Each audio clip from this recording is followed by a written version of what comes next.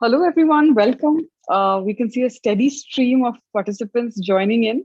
Good day to you, whichever part of the world you are in. Welcome to Scientific Talk 2 as part of Big Questions, Innovative Approaches, a collaboration between India Bioscience and Saurabh Pradhan and Deepa Subramanyam. Thank you for doing this with us the second time around. I trust it went well the first time around. That would mean. This webinar series is to bring to young scientists, early career researchers in India, cutting edge science through a range of guest scientists, international guest scientists from across the world. And today promises to be a very interesting session with our guest scientist from the UK. And on that note, Saurabh, will you introduce our guest scientist for today? Yeah, Thanks. Thanks, Let's Karishma. get started. Yeah. So it's absolutely pleasure to introduce Madeline Lancaster, and it's not just because of her exciting research, but also gives a little bit sense of pride that she is alumni of IMBA, Vienna Biocenter. So Madeline, after finishing her PhD in UCSD, she joined Jürgen Noblich lab in IMBA for a postdoctoral work, where she did all the beautiful work of creating this brain organoid system. And actually, I am more fascinated about her follow-up work when she started her independent group in LMB Cambridge, and where I feel it's important, one aspect to build these models, but another aspect, how you utilize them. And she beautifully utilized them while comparing human brain versus primate brains, chimp and gorilla, and by learning how we get the evolutionary diversity into the brain structure, neural structures, by using these different organoids.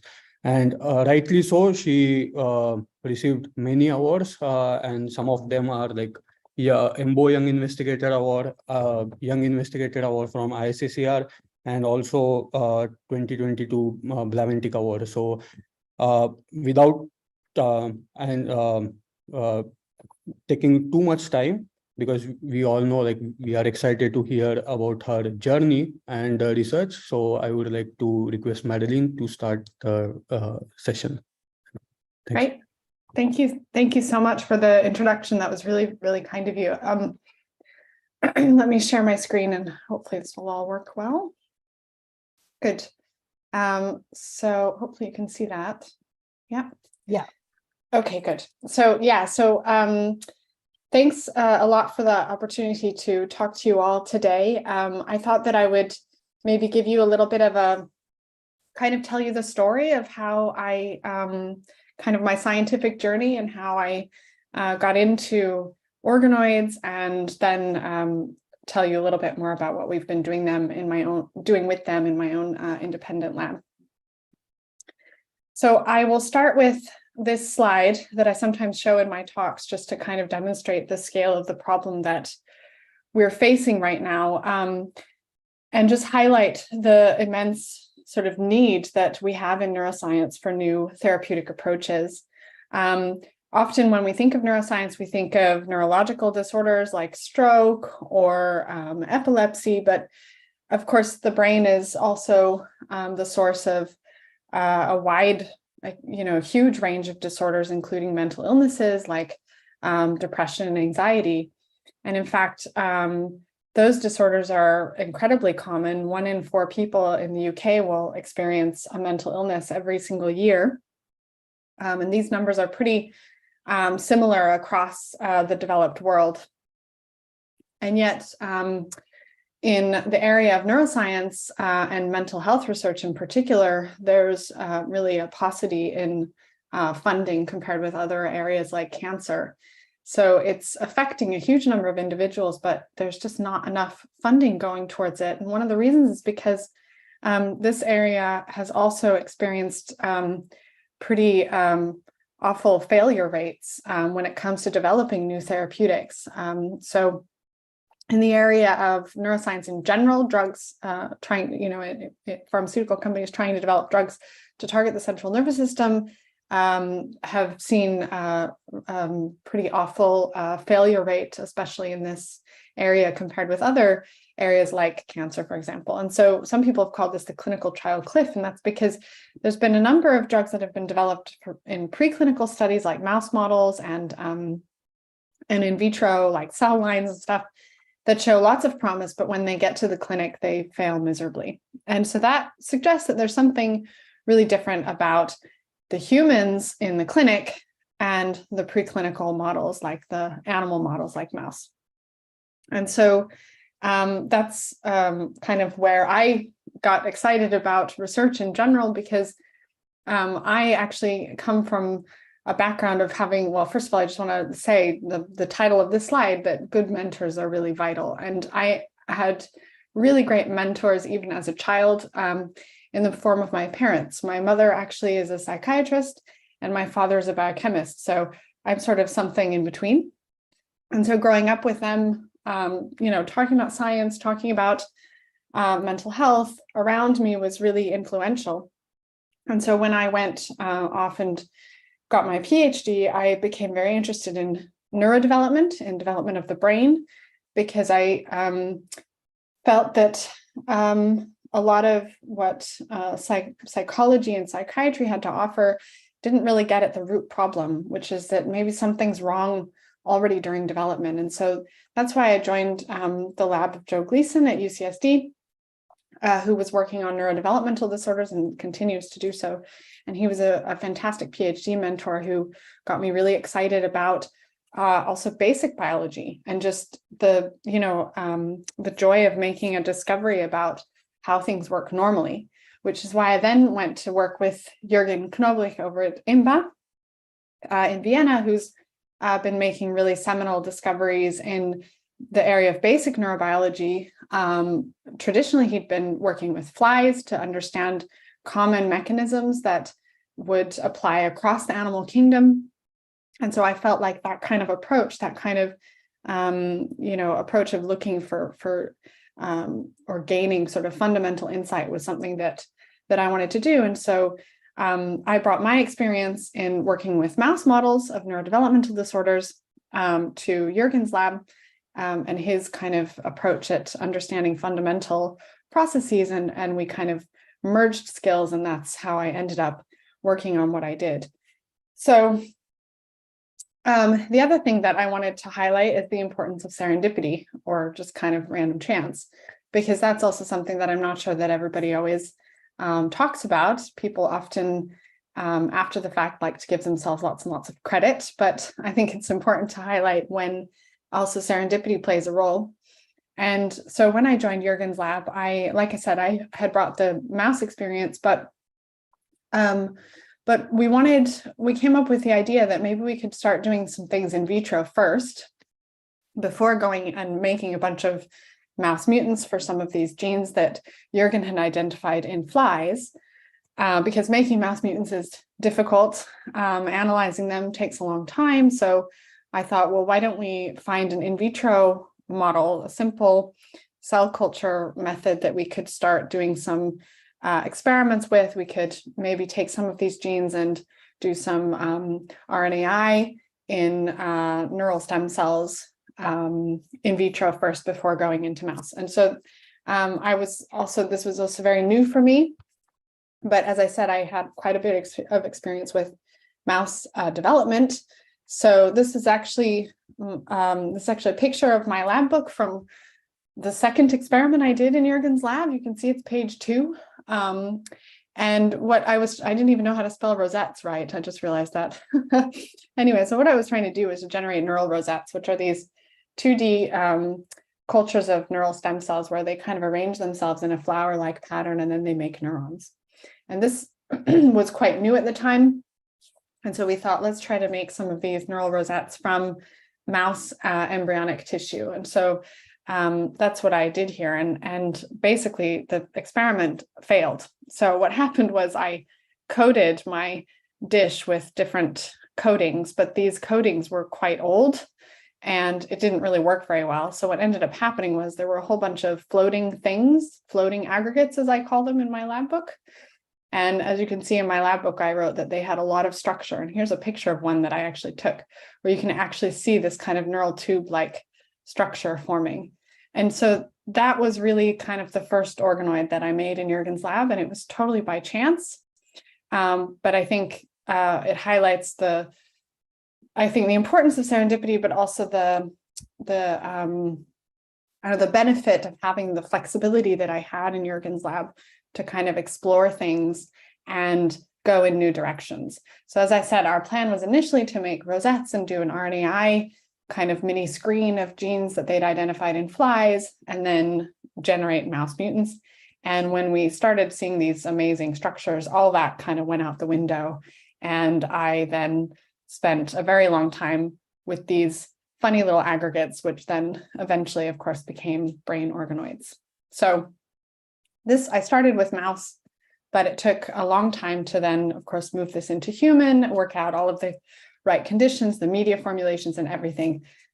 So when I started in Jürgen's lab, it was 2010, and these were sort of the papers that, the major papers that had come out that influenced me. As I said, neural rosettes were an important model system at the time. So on the right, you have these plated cells, and here you have methods where they were using sort of embryoid bodies, which they then plate. And so I went and just sort of like tried lots of different things with human stem cells because then we'd managed to make these kind of structures with mouse embryos, but of course there you already have the right identity because you just dissect out the anterior portion of the neural tube and you've already got brain in there. So you don't have to worry about doing that. But when you start with human embryonic stem cells or pluripotent stem cells, you have to first get the right identity, and then you can try to get the right structure.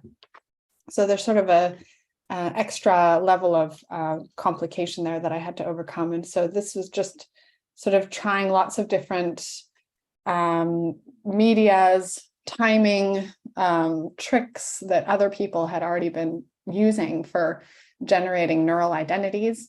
And I've kind of drawn this out here where you can see these three papers in particular were really informative, and then sort of highlighted the key aspects of those papers that we then kind of put together in the right order with the right timing. So timing was an important part of it. And then also, of course, matrigel is an important aspect there. So this is this extracellular rich, this extracellular matrix rich gel that comes from the intestinal organoid field, or at least that's where I first heard about it. And so essentially what we did is develop this method that involves taking human ES cells, aggregating them into embryoid bodies, and then allowing them to undergo neural differentiation through just spontaneous differentiation because neural is the default, basically. So you're just kind of letting them differentiate. You're taking away the growth factors that keep them pluripotent. They start generating different germ layers. This minimal media then essentially kills off all of the other sorts of germ layers that you're not interested in, mesoderm and endoderm. And then the addition of matrigel provides a structural scaffold that enables them to generate a structure. And then we added, then of course, the something that we added that was completely novel was adding agitation, so that then the organoids could get better nutrient and oxygen exchange and become nice and large. And so this just kind of shows you where then the field went. A number of different organoid protocols then came out. There's very, very productive few years there. And really, I want to give a lot of credit to Yoshiki Sasai, who developed, as you can see, several of these methods that really set this whole field on its way. And my own work has been extensively influenced by his findings. So basically we had this model then, and we thought, well, what can we do with it? Now we suddenly have this human model of developing brain tissue, and that opens up the door to, a wide range of different diseases we could model, developing new therapies. and just understanding basic neurobiology as well. So the first thing we did with it was to model a disorder called microcephaly, where the brain is too small. And we chose this because this can be caused through a genetic mutation. And in this case, indeed, it's caused by a mutation in a gene called CDK5-RAT2.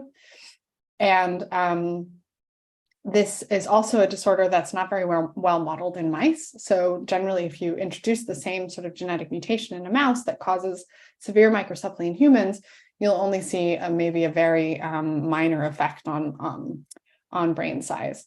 And so we thought that organoids might give us a unique opportunity to actually understand this disorder. And so in fact, you can see that when we made organoids from this patient with microcephaly, so we took this is from skin fibroblasts taken from the patient that were then reprogrammed to induce pluripotent stem cells.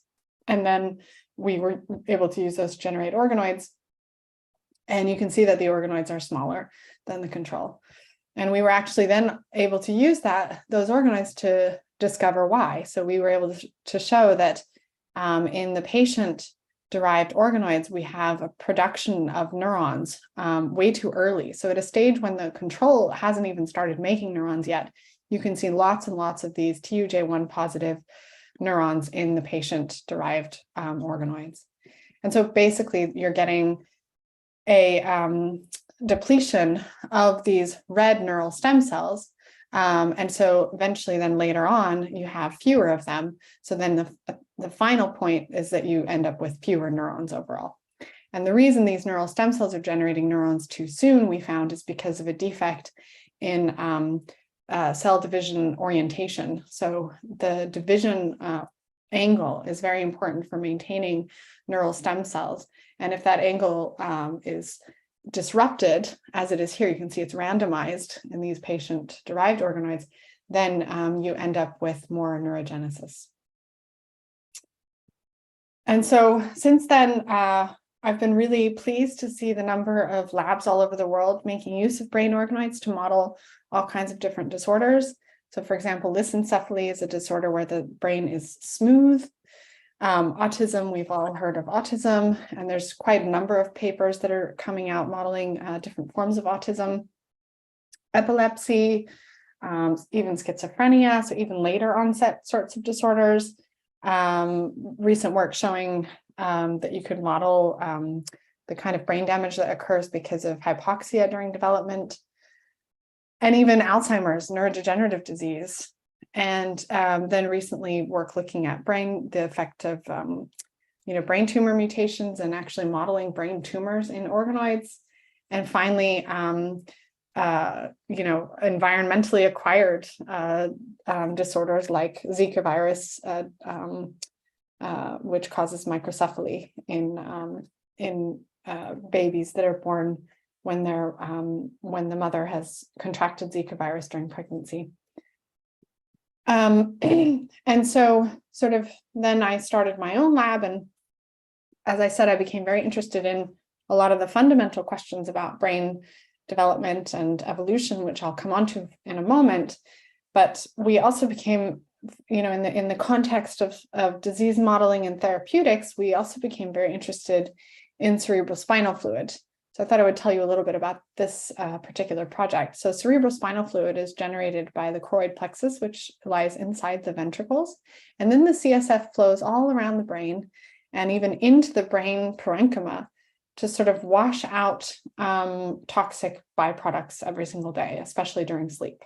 And there's really quite a large amount of CSF being produced every single day. So there's a lot of turnover of this fluid. And as I said, we know now that the CSF actually has sort of free access to the brain. It flows through the brain and provides certain nutrients like vitamin C, for example, but also clears out aggregates, for example, like the A beta and other sort of aggregating proteins that are associated with neurodegeneration. And so the reason we became interested in this is because we found that we could actually generate choroid plexus organoids using a very simple modification of our protocol, where we put on a pulse of these dorsalizing factors, BMP4, and this small molecule cheer, which activates Wnt signaling. And that's enough to then push the whole entire organoid to become choroid plexus. And you can see now these tissues look very different than our typical organoids. They have these really highly sort of folded structures with a cuboidal epithelium that also exhibits all the sort of features of a secretory epithelium, including tight junctions and extracellular vesicles, microvilli. And we were able to show that these organoids over time actually start secreting large amounts of fluid that's clear. In fact, if we extract the fluid and send it for mass spec, we see very nice overlap with actual CSF proteins, and many of these are biomarkers. So it seems that these organoids are actually making CSF. And then we also noticed that the fluid is clear, whereas the media is pink. And the media is pink because of a pH indicator called phenol red, which is actually quite a small molecule. And the fact that it's not getting inside of these fluid-filled sacs basically suggests that there might be a very selective barrier surrounding those organoids that only allow certain things in. And so we decided to test that barrier by putting on small molecules where we know their permeability into the brain. So we know that L-DOPA can cross into the brain, but dopamine cannot. So in the treatment of Parkinson's disease, there's an underproduction of dopamine, but you can't just give dopamine to these patients because it can't cross into the brain. So what you do is you give the precursor L-DOPA, which does get across into the brain, and then it gets converted to dopamine. And so we tested in our organoids whether L-DOPA would cross and dopamine would not. And we did this by NMR, and we found very nicely that L-DOPA does indeed enter into the CSF compartment.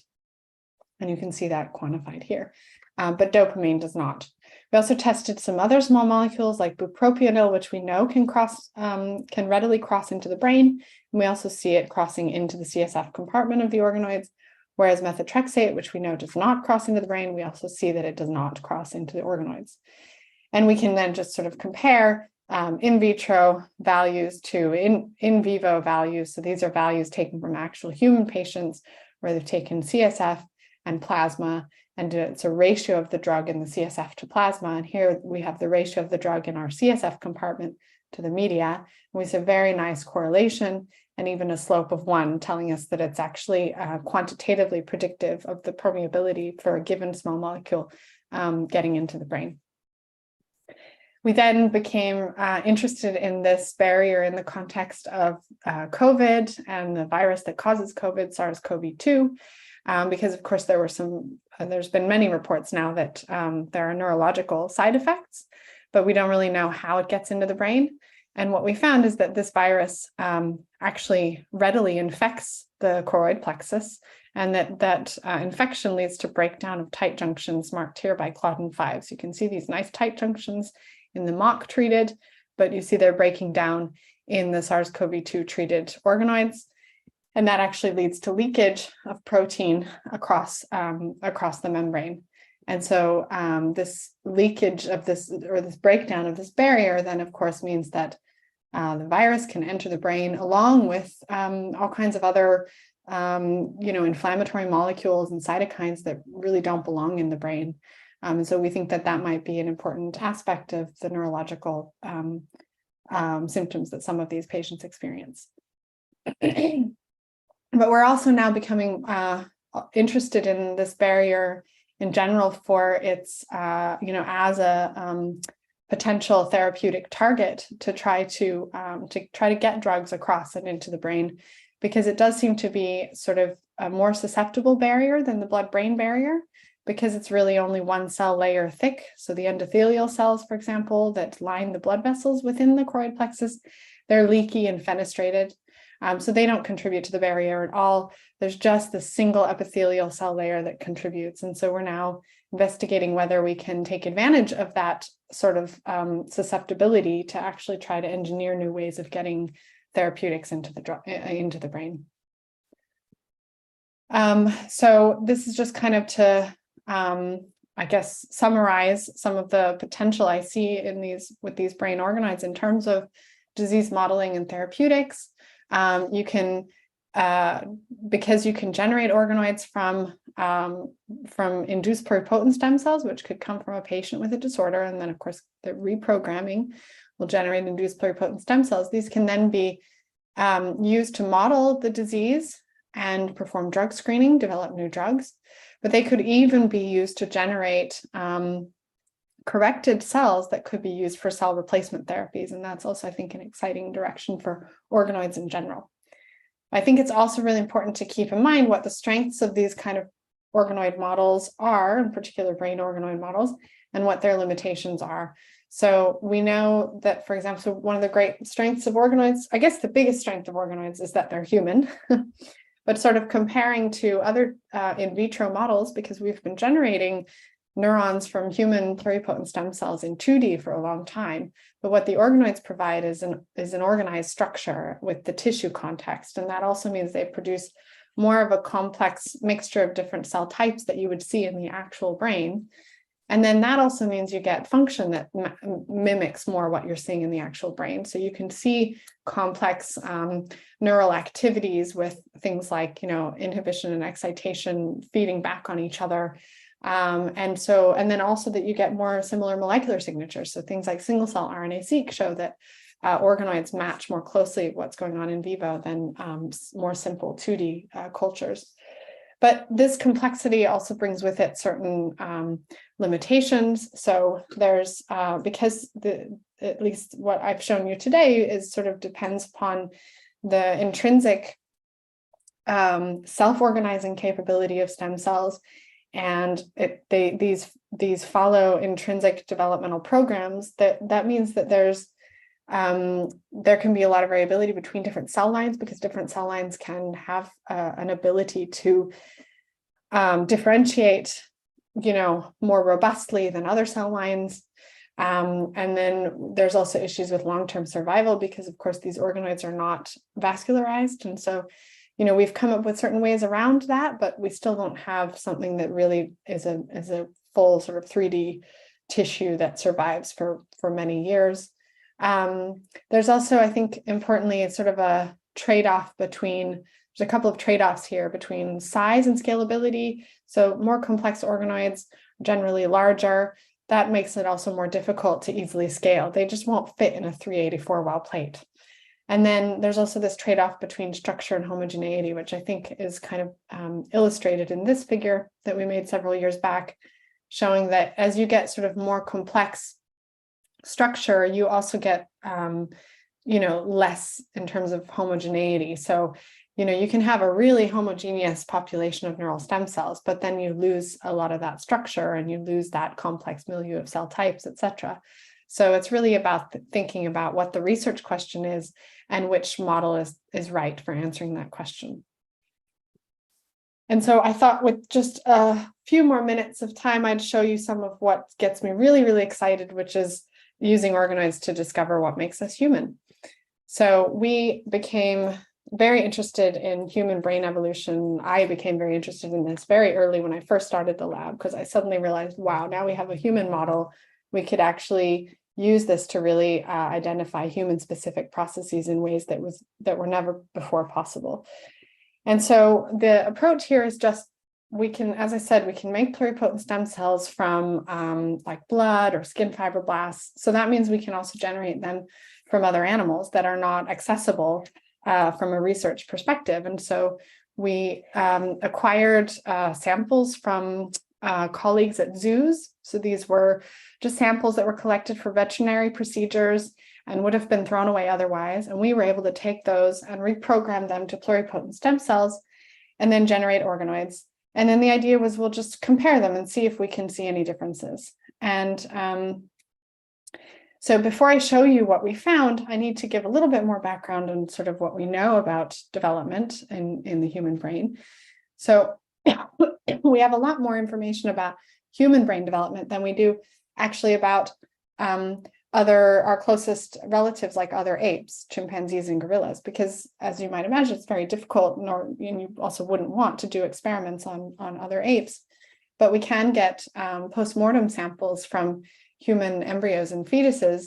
And so we can learn a fair amount from those, but they're just sort of snapshots.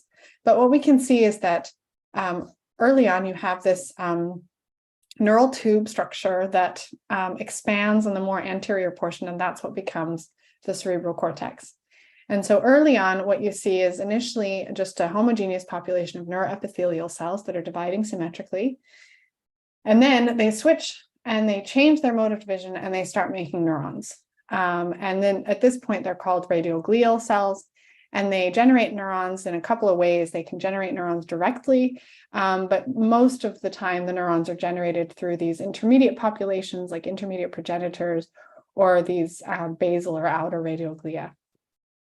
And the production of neurons happens in a very specific order in time. So the deep layer neurons are produced first, followed by the superficial layer neurons. And so you end up with this layered architecture in the cortex, in the gray matter of the brain. And then those neurons send their axons inside and project to other regions of the brain into the white matter. And so, as I said, we don't really know what a developing chimpanzee brain looks like, but we can look at post-mortem samples from adult chimpanzees that just die of natural causes.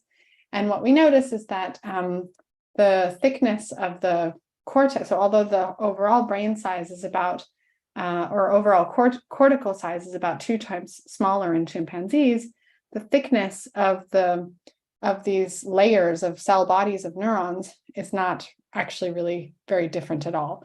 So although it's 2 times smaller, the thickness is not 2 times smaller. Instead, it seems more like the neuron distribution over the surface. There's fewer neurons distributed over the surface, so 2 times fewer neurons. Even, you know, and that affects that evenly throughout the brain, throughout the cortex. So I'll come back to that in a moment. So we just decided, well, let's take different ape cell lines and generate organoids and compare them. And what we found is that, first of all, the gorilla and chimpanzee organoids were nicely comparable to human. They were generating the right identities, they were generating the right morphology, but they were always a little bit smaller, which is very interesting because, as I said, the human cortex is 2 times larger than the gorilla or chimpanzee. And gorilla and chimpanzee cortex is very similar in size. So then what we did is just kind of go back to the earlier stages in the protocol and try to identify when this difference first arises. And what we found is that it arises much earlier than we were expecting. So we could already see that the human organoids were larger at day 5 after neural induction. So this is 5 days after they've taken on that neural identity there, but they have not started making neurons yet.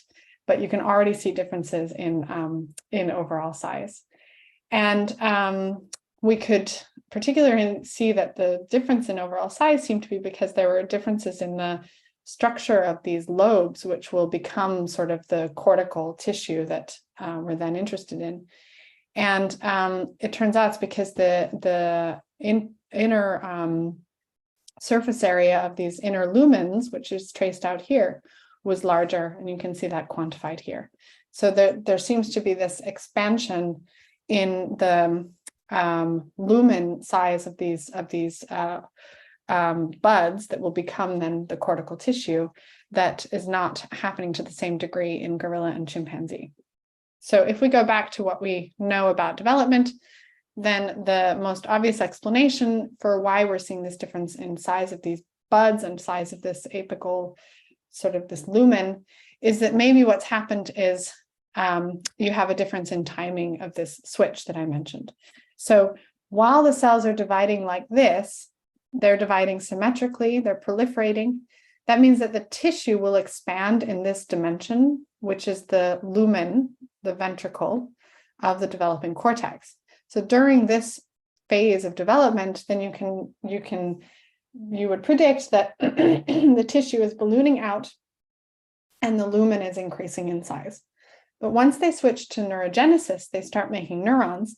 Now they're not dividing symmetrically, they're not expanding in number exponentially, but rather one daughter cell remains a stem cell and the other daughter cell becomes a more differentiated cell type and eventually a neuron.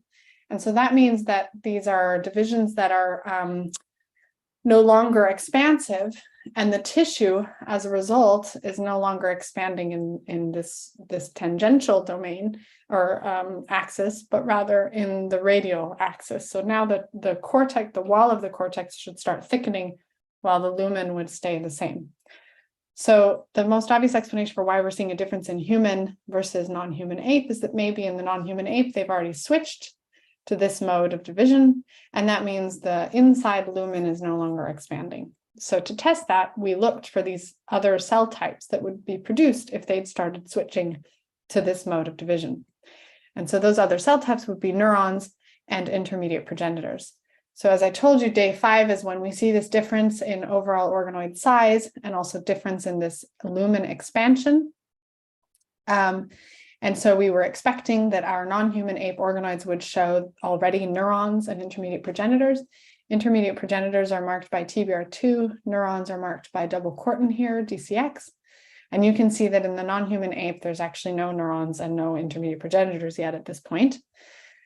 But later on, both of the species shown here do produce plenty of neurons and intermediate progenitors. So basically what I just told you is not the explanation, but it suggests that what's happening is that in both of these species at this point, they're still just neuroepithelial cells, symmetrically proliferating. So why is the tissue bigger in human? Why is it not as big as that in gorilla? Why is the apical domain smaller in gorilla? So that we really were wondering for a long time about this. And then we started wondering, well, could the tissue size and shape be impacted by cell size and shape? So maybe cell size is an important component that we haven't really considered.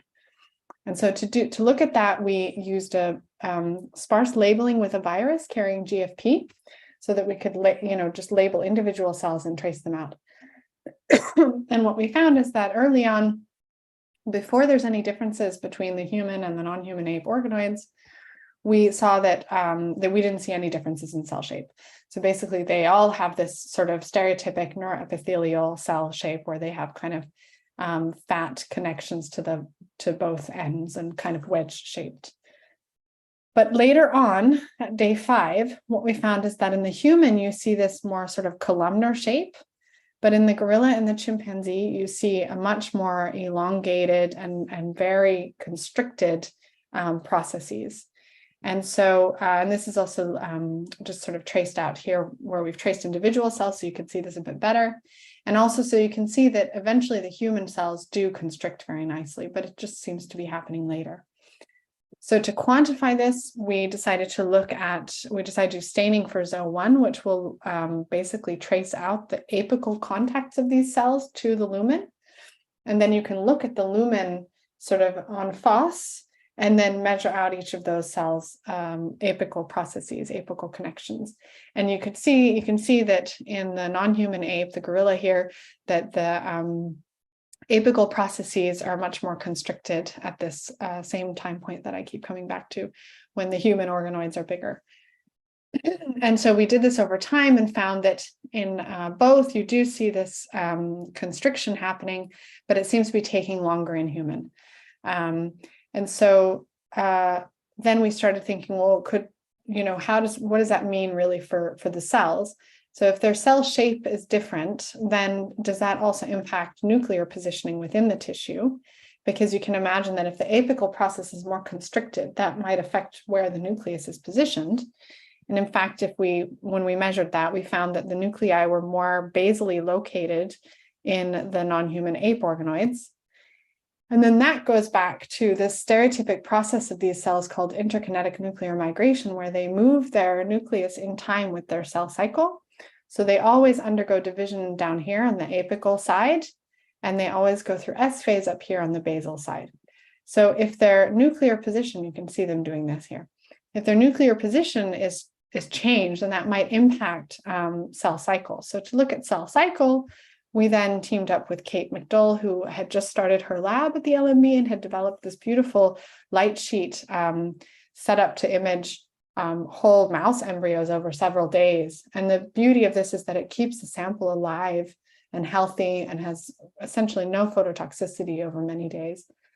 So we again did a sparse labeling with virus so that we could see individual cells. So you're not seeing the whole organoid here, just sparse cells within. And then we just watched cells as this is developing over several days. So the timestamp here is days, hours, minutes. And then we could basically just measure, we could again measure things like cell shape, but we could also measure how long does it take for a cell to go through, to go from one end phase to the next? And so when we do this at that day 5 time point, when the cell shape is different already in the gorilla, but it hasn't yet changed in the human, what we found is that cell cycle was longer in the gorilla. So when the cell shape is constricting, we're seeing a prolongation of the cell cycle. What that means is that in that amount of time, then there's going to be fewer new cells being produced because it just takes longer for it to finish a whole entire cycle. So then you can do some simple growth curve modeling and basically look at what effect would that difference in cell cycle duration. The difference is not very much, it's only about 3 hours, but it's enough to have a pretty big impact on the number of progenitors that are then produced at the end of that time window when human and gorilla are showing differences in cell shape. It's enough to predict a pretty big difference in progenitor number. And then the effect on, of course, then you have an effect on the subsequent number of neurons that are produced. And essentially what we found is that that predicts a difference of almost 2-fold. And as I told you, the human brain is about, the human cortex has about 2 times more cortical neurons than a chimpanzee or gorilla. So just to summarize, what we found is this really interesting change in cell shape that's happening in these neuroepithelial cells. It happens before any of the other changes that these cells make when they're making this transition to neurogenesis. We're calling this the transitioning neuroepithelial cells because they're still neuroepithelial. They still express the markers of these cell types. They're still dividing symmetrically, so they haven't changed their fate or their identity yet, but just their cell shape. And that cell shape is a sort of a prerequisite for the subsequent changes that happen in the production of neurons. But because the change in cell shape takes a little bit longer in human, it has longer to produce more of these progenitors, so a greater sort of founder stem cell pool. And then that just means there's more of them to produce more neurons later on. And so then, of course, that then affects all the subsequent neuron types evenly, which I think nicely explains what I told you very early on about how basically we see this 2-fold increase in neuron number within the cortex, but it seems to be affecting all these different layer types of neurons evenly. And so the fact that the differences that we're seeing is so early, it's before any neurons have been produced, you can immediately see how that would then evenly affect all the subsequent progeny and lead to just an evenly distributed increase in the number of all neuron types. So with that, I'll just wrap up and thank the important people that contributed to all of the work I showed you. So in particular, I want to thank Laura Pellegrini, who established the choroid plexus organoids with me. I also want to thank Sylvia Benito-Kuczynski, who did all of the comparative ape human work that I showed you. And then also want to thank Magda, who is our lab manager and has contributed to all the work that I showed you. Thanks.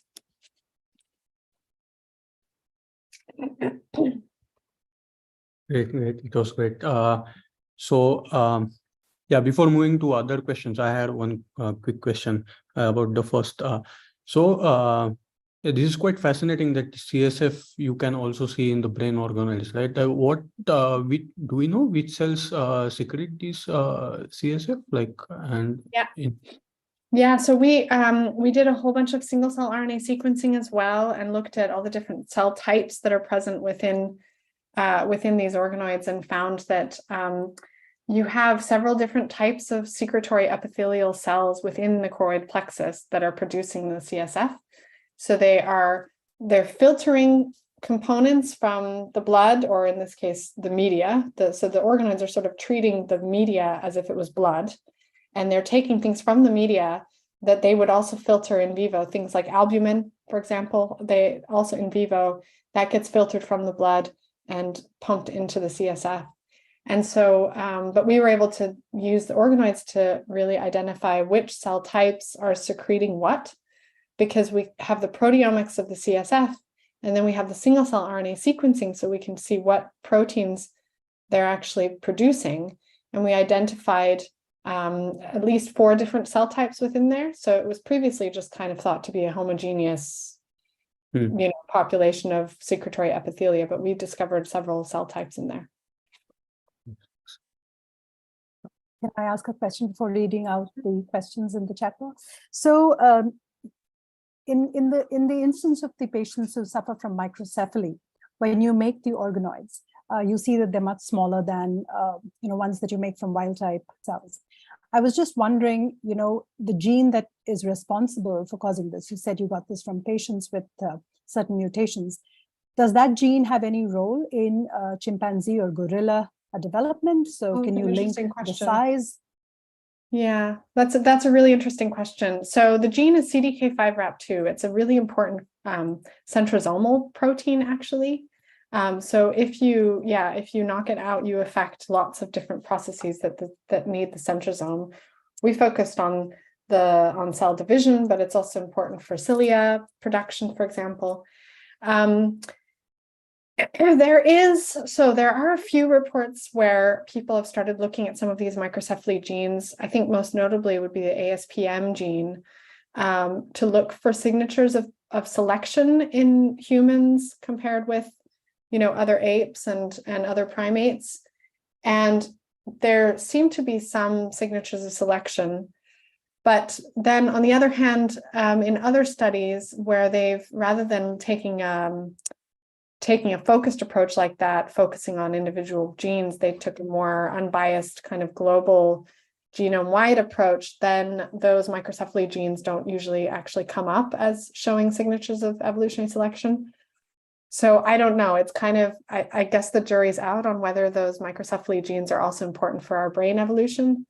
I think if a chimpanzee also had a mutation in CDK5-RAP2, I think you would also see a strong degree of microcephaly. So I think probably at least when it comes to human specific evolution, things are probably a little more subtle, because having, what is it, like 60 billion more neurons is really dramatic, but ultimately we're talking about only a twofold difference.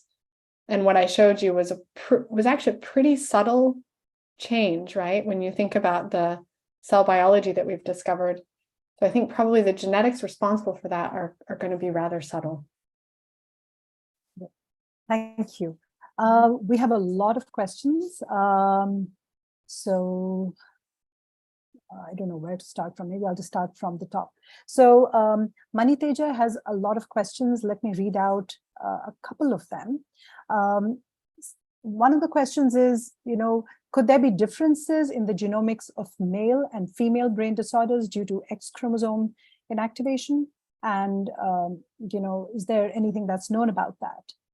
Yeah, so definitely. I mean, I think, and this is something that several people that I know are starting to look at that as well. We specifically, actually, I didn't have time to tell you about it, but we actually did have a study last year where we actually looked at male and female differences, where we generated organoids from male and female cell lines, and then also looked at the role of sex hormones. And we didn't find any obvious differences actually between male and female cell lines. What we found differences was with sex hormones, in particular, the androgens actually, so testosterone and other forms of testosterone. So I think definitely sex differences is something that needs more attention as well, and especially in the context of, as Maniteja says, in the context of certain brain disorders that have a very clear sex bias, there seems to be some sort of susceptibility, for example, in males to things like autism and ADHD. So, understanding what might be different about, early brain development in that context could give us some insight. Great. She also goes on to ask, how much variation there is depending on whether you start with an ESC versus an iPSC.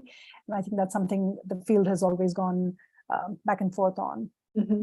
But yeah, if you would like to shed a little light on that. I mean, I don't think we have enough numbers. I'm not sure anybody's done like a power calculation to figure out how many different cell lines you need to look at. I think we're not there. I don't think we have enough numbers to say whether there's really there's clearly a difference between cell lines. But at least in our hands, I can't say that it's because they're ES or IPS, because we have ES cells that do not behave well, and we have IPS cells that do behave well. So, I think it has something more to do with the starting state of the cells, and we're working on trying to understand what that is. Sharmishta is sort of continuing on the size of the brain organoids, and she wants to know whether, through single cell RNA-seq or any other type of analysis, have you come across or have you found specific markers or factors which can be responsible for the size variation across mammalian species? So we've so far only focused on these ape comparisons. We haven't yet done things with more distant mammalian species, but at least within the ape organoids, we have done RNA sequencing, and we've identified several genes that we think might be responsible. They all seem to kind of converge on EMT, actually, epithelial mesenchymal transition, which I think also makes a lot of sense given this cell shape difference. And so we're now trying to look at why it is that those genes would show differences in expression patterns and timing in human, and kind of thinking more upstream, like what's actually regulating those genes and telling them to come on later in human. Great. Lakshmi asks, how are the diversity of cells induced in cell culture? Is there a preference for one cell type versus another? And how do you sort of get a diverse population of cells? Yeah, so that all comes from just these organoids are following the intrinsic developmental programs that they are programmed to do. It's all, it's all what would happen normally in an embryo. But obviously with, certain very clear drawbacks, like the lack of body axes and stuff like that. But a lot of what happens inside the brain is really kind of very intrinsically programmed. So most of the differences that you can see between different organoids, different batches, different cell lines is not really about specific cells, but more about regions. So, for example, you might have some cell lines that tend to produce more cerebral cortex, and other cell lines that might tend to produce more, cerebellum. But then once you have that region, then you get the cells within that region just as they would be forming in vivo. So within the cortex, you have various different excitatory neuron populations being produced, and then they also produce glia, and we also see that, and we see oligodendrocytes being produced. So you get that kind of that diversity because that's exactly what those stem cells are programmed to do. Okay, great. Is there a way to molecularly define the developmental age of organoids? This is something that Priyadarshini is asking, and she also wants to know if there's a subtype shift of voltage-gated calcium channel expression during development. And is that observed in the organoids? Yeah, so there has been quite a bit of work recently on doing things like bulk RNA-seq, single-cell RNA-seq, ATAC-seq, to really define the molecular signature of these organoids and then compare them with actual fetal brain samples. And in general, the consensus in the field, at least, is that they seem to be able to reach mid-gestation very nicely. And it just depends on obviously the organoids are developing themselves.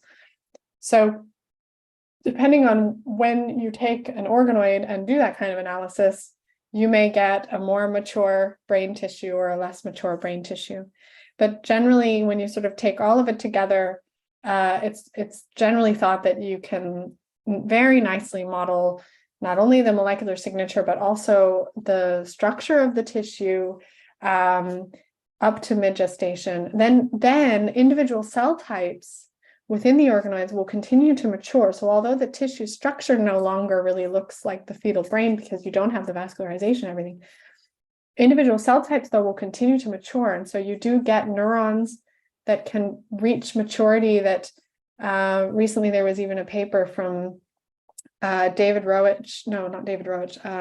Geschwind and Sergio Pasca that showed similar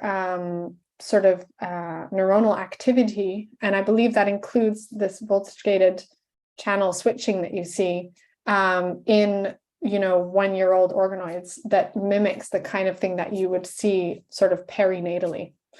So of course, the organoid is not really like a perinatal brain, but the neurons within it are reaching those mature stages. And sort of in continuation with that, Amol wants to know how different or similar are the proteomic profiles between brain tissue and brain organoids? And is there some similarity maybe in the early stages? People have not done proteomics, and we need more of that. Yeah, it's been all transcriptomics just because that's like easy these days, but we really need more proteomics. So I don't know yet. All right. So I think the questions are just going on coming. There's so many. So Smriti wants to know, in microcephaly, is proliferation affected in all neural stem cells, or is it in a particular cell type, or is fate specification affected? So where do you think the problem is? Yeah, I think it's a general proliferation because and this is also informed not just by the organoids, but by the patients themselves. So when you look at the microcephaly, you see that all brain regions are affected. So you see the cerebellum is also smaller. You see basal ganglia are smaller. So I think it's something that's happening very, very early when you have these early radioglial cells that need to balance symmetric divisions and asymmetric divisions. They're starting to make these transitions. They're starting to make neurons, but they can't all make neurons all at the same time. There needs to be a little bit of there still has to be some growth. So I think, but that's happening in the entire brain. The whole brain comes from this same sort of plan that I showed you of these radioglial sort of semi-epithelial cells that are then dividing symmetrically and then asymmetrically, and then they're generating more differentiated cells and then eventually neurons that go out. And that happens throughout the developing brain. So I think in these genetic microcephalies, it's affecting pretty evenly throughout the brain. Shubham wants to know whether there are specific cell biological events such as the cytoskeleton or membrane dynamics which prolong the cell shape transition period in humans versus gorillas and chimpanzees. Yeah. Have you looked at any of that? That's a really great question. So we're trying to get it. We're definitely trying to get more at the mechanism now. And so, we have, as I said, we've identified a few factors that seem to regulate EMT. And those factors regulate EMT through affecting cell junctions, but also the actin cytoskeleton. And so it's probably like sort of a concerted process going on there where you have tight junctions becoming more restricted and actin constriction beginning, and that's helping change the shape. So now, of course, the question is, that whole process, why is that being triggered more slowly in human? And so that's where we're going next. Yeah. Does it also seem like there's more ZO1 in the human organoids versus the gorilla? I wouldn't say so. Yeah, I don't think that ZO1, it doesn't seem to be ZO1. We see it most with things like when we stain for things like occludin, for example. So you can see occludin distribution when the cells are very fat and columnar. You can see occludin distribution all the way up to the basal surface. But when they become more constricted, you see it very constricted. So you also see it with things like N-cadherin as well, where it looks more concentrated at the apical surface when the cells are more constricted. And it seems more sort of hazy and distributed when they're more columnar in shape. So, and then also like E-cadherin really goes down as they make this transition. So it's really kind of classic EMT markers and changes that are happening. And so I think it's kind of like, it's like a partial EMT. And if you think about neurogenesis in general, it's kind of like EMT, right? You first have this epithelial cell that kind of goes through this sort of partial EMT change. And then when they make neurons are highly migratory. So they're kind of like mesenchymal cells. So Pallavi wants to know, whether you've looked at neuron-glia interactions and, how much of that is can be understood using this model. Yeah, that's a really good question. We haven't really done much with neuron glia. There's others in the fields that are doing that more, like Sergio Pasca, for example. We just haven't really gotten into it too much because we've started at the earliest phases of development, and then we're sort of working our way up gradually, because of course glia are also very late born. So, in organoids, we see them, we really see them ramping up production of glia at about, 5 months. So you have to wait a long time, which is what you might expect, because that's what happens in vivo, but it does make those kind of experiments very, very long-term experiments. So there's a question from Kiran who wants to know, how often do you get asked the following? Consciousness in these organoids, neural network, and use of organoids in AI. And there was also another one about looking at sleep in organoids. Okay, good questions. Yeah, so yes, I do get those questions a lot. I'm ready for them. Yeah, I didn't think that would be something that I would have to learn a lot about when I first developed these, and when I first started my lab. I didn't think I would suddenly start having to read all of the consciousness literature, but yeah, no, I do get asked that question quite a bit, and I take a very sort of pragmatic scientific approach and just say, well, I don't know what consciousness is, but I think that we do have some pretty clear evidence from, many, many decades of research with animals and even human participants about what is required for consciousness. So even though we don't know what it is, we do know that there are certain things that a brain has to have in order to develop consciousness. And then I sort of can think, well, we can think about then how many of those things do organoids have? And basically, we sort of came up with a little checklist. I was thinking of working with somebody to publish this, but basically we came up with a checklist of around 6 things, and organoids don't have any of them. So I'm not too worried, but it would be nice maybe to put that out there. And then sort of the neural network, artificial intelligence idea, I think that's really cool.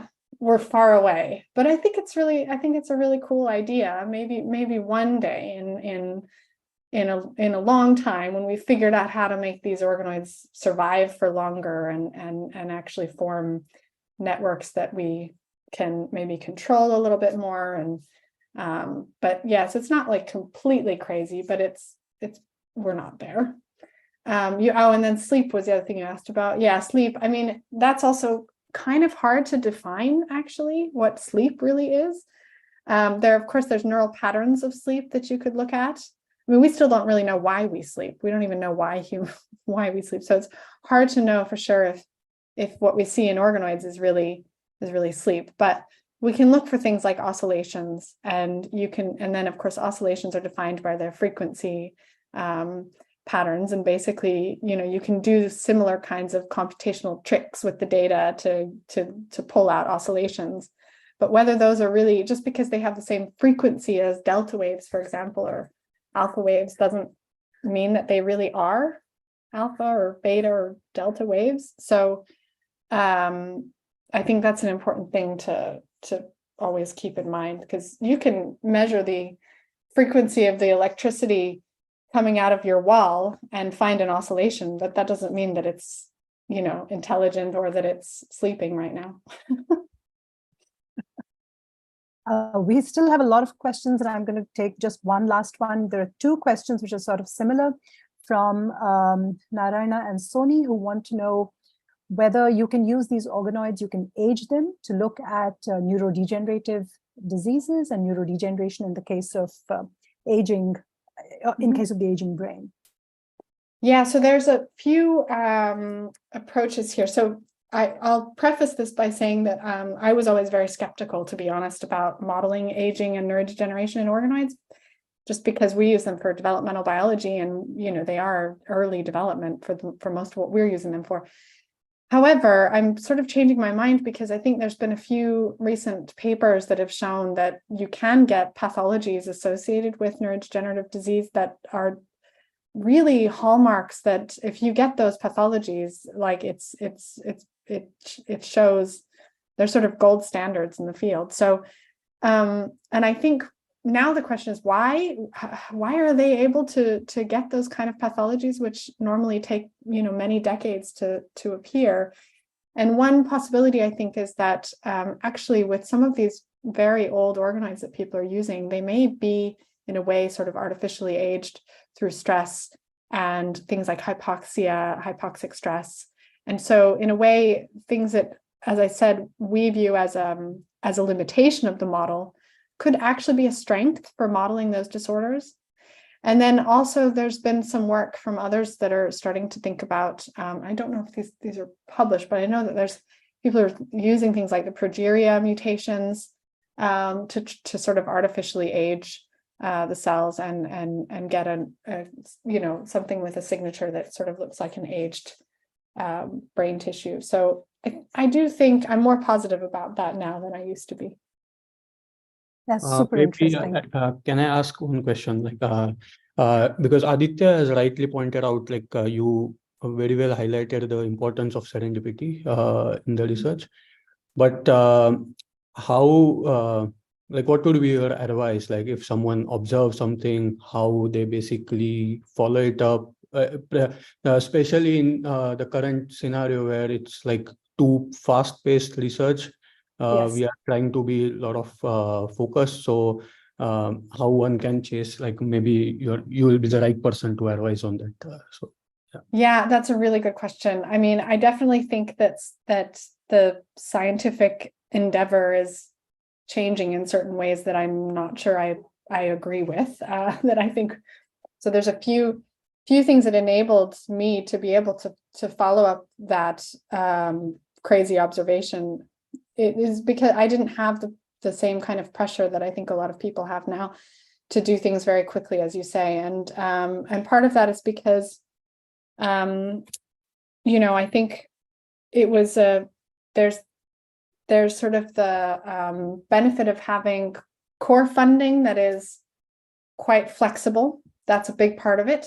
IMBA is, Jürgen being at IMBA had a nice set of sort of core funds that he could draw off of. And I have that now at the LMB, and I think that's really powerful. The idea being basically you find really great scientists and you trust them to find the exciting questions and to answer those questions rather than funding necessarily based on a specific question. I think we need a mix of both, though. I want to make sure that that's stressed, because I also don't think we should just fund a bunch of people, because then people's friends just get funded, and that's not good either. So, but somehow I think having a little bit of having that kind of flexible cash is really good. And then also, I think it's important to keep labs reasonably sized. Like, a lot of these labs are just really big factories of people that get left behind, and there's a lot of movement in that kind of direction. And so, like my own lab, there's only 5 people. Each project has the attention and and all of the resources that it needs to be successful. And that also enables a little bit more of that creativity, because there is that, you have those resources to fall back on. So I think there's a lot of things that I'm not sure that are necessarily good in terms of the direction that science is going in certain places. I mean, it depends on where you are. But. Thanks. Deepa, maybe we need to wrap up. Yeah, I think so. So apologies to all the questions which couldn't be answered, but maybe they can email you, Madeline, if that's okay. Sure, yeah. And the recording will be up on YouTube, I think, by tomorrow. Is that right, Karishma? Sorry, I seem to be asking a lot of questions. By today, okay. So thank you very much, Madeline, for an absolutely fantastic talk. And I think everyone in the audience really, really enjoyed it. I'd also like to just put out a note for our next talk, which will be in September. It's in the first week of September. And we're having Francis Brodsky from the University College London, who will be giving the next talk talking about diversity in clathrin and clathrin-mediated endocytosis. And so with that, thank you very much, Madeline, for your talk today and for being a part of this. And thank you to all the attendees for logging in and making this such an absolutely great event. Thank you. Thank you, Thank Madeline. you so much. Thank you, everyone. Bye-bye. Bye.